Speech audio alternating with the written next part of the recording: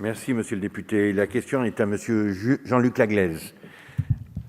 Merci, Monsieur le Président. Mes chers collègues, ma question s'adresse à Monsieur Jean-Baptiste Djebbari, ministre délégué auprès de la ministre de la Transition écologique, chargé des Transports, et elle porte sur la situation critique des secteurs de l'aéronautique et du transport aérien. Monsieur le ministre, depuis maintenant plus d'un an, le coronavirus entrave la libre circulation des avions, en France bien sûr, mais à travers la planète entière.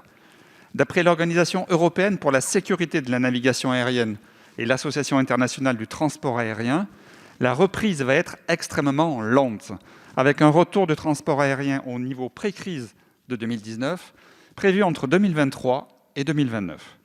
Ce trou d'air est le plus important que le secteur ait jamais vécu, bien au-delà de la crise provoquée par les attentats du 11 septembre 2001. Ce choc vient plomber l'ensemble de la filière aéronautique française, des donneurs d'ordre aux sous-traitants, mettant en péril le savoir-faire de cette industrie d'excellence et ses capacités de rebond et d'innovation, alors même que la continuité de la progression technologique a toujours constitué le cœur de ses succès. Au-delà de cette crise économique et sociale qui va entraîner des défaillances et des licenciements dans nos territoires, le secteur aérien et l'industrie aéronautique font face aux défis incontournables de la transition écologique.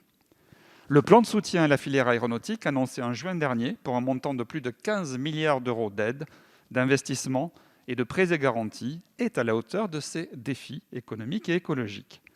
Mais alors pourquoi s'attaquer aussi frontalement à ces secteurs au travers du projet de loi dit Climat Résilience, en débat cette semaine dans l'hémicycle? Le plan de soutien vise à répondre à l'urgence en soutenant les entreprises en difficulté et en protégeant leurs salariés. Il prévoit d'investir massivement dans les PME et les ETI pour accompagner la transformation de la filière et pour concevoir et produire en France les appareils de demain. Le projet de loi Climat Résilience prévoit, lui, d'interdire certaines liaisons aériennes, de restreindre l'extension des aéroports et d'ajouter des coûts et des contraintes supplémentaires pour les compagnies aériennes. Monsieur le ministre, ces objectifs ne sont-ils pas contradictoires? Oui, nous devons agir énergiquement pour verdir le trafic aérien, qui représente 3,9% des émissions de CO2 du secteur des transports et donc 1,6% des émissions totales en France, quoique 0% actuellement. Oui, poursuivre l'industrie aéronautique française et européenne doit poursuivre ses objectifs de décarbonation du trafic aérien mondial. Mais n'oublions pas que si la filière aéronautique française est la seule, avec celle des États-Unis, à disposer de toutes les capacités pour développer, produire et commercialiser des avions et des hélicoptères civils et militaires, elle se pose la question de sa propre survie. Monsieur le ministre, ma question sera directe. Quelle est votre stratégie pour sauver véritablement les secteurs aéronautiques et aériens? Je vous remercie. Merci, monsieur le député. Monsieur le ministre. Merci, Monsieur le Président. Monsieur le député Laglaise, vous m'interrogez sur la stratégie du gouvernement pour accompagner le secteur aéronautique tant face à la crise que dans le cadre de sa nécessaire transition environnementale. Avant toute chose, je tiens à vous rappeler ce qu'est la vision que ce gouvernement et la majorité portent vis-à-vis du secteur aéronautique. Oui, l'aérien et l'aéronautique sont des secteurs stratégiques pour la France.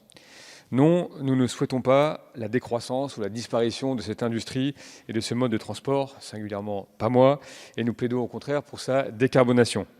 Et oui, je suis persuadé que c'est grâce à la transition de notre industrie, grâce aux innovations technologiques, et j'y reviendrai, que le secteur parviendra à opérer sa nécessaire transition écologique. Avec le projet de loi Climat et Résilience, nous ne partons pas en lutte contre le secteur aérien et aéronautique. Nous organisons la complémentarité des modes, nous renforçons l'intermodalité avec le mode ferroviaire quand c'est pertinent, et vous connaissez la mesure de substitution des vols quand des alternatives ferroviaires de bonne qualité existent pour des durées de moins de 2h30. Nous lançons une filière de carburant aviation durable, c'est aussi là de l'emploi territorialisé, industriel, à haute valeur ajoutée partout en France et possiblement en Outre-mer. Nous améliorons les programmes de compensation déjà existants, vous le savez. Et puis, nous portons un budget extraordinairement ambitieux sur les 2 prochaines années, qui va évidemment nécessiter d'être prolongé encore pour inventer l'avion décarboné de demain. Ça passe évidemment par les travaux que nous faisons sur l'avion en dur, si je puis dire, son aérodynamique, ses composants, son système énergétique, mais aussi sur les opérations aériennes, bref, sur l'écosystème de l'aérien qui prend tous ensemble le virage de cette nécessaire transition. Pour résumer, monsieur le député, L'État a toujours été un partenaire de ce que vous avez qualifié à raison de fleuron aéronautique, et il le restera. Dès les prémices de la crise sanitaire, l'État a été au rendez-vous, a accompagné chaque entreprise et chaque compagnie aérienne avec des mesures de droit commun que vous connaissez maintenant bien et des mesures spécifiques au secteur.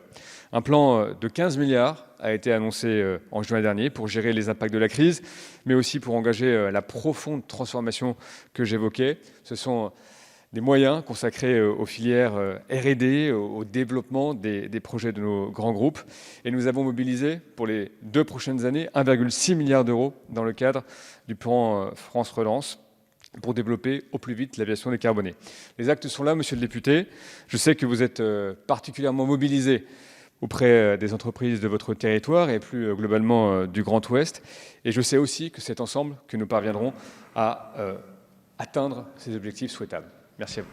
Merci, monsieur Laglaise, pour quelques secondes.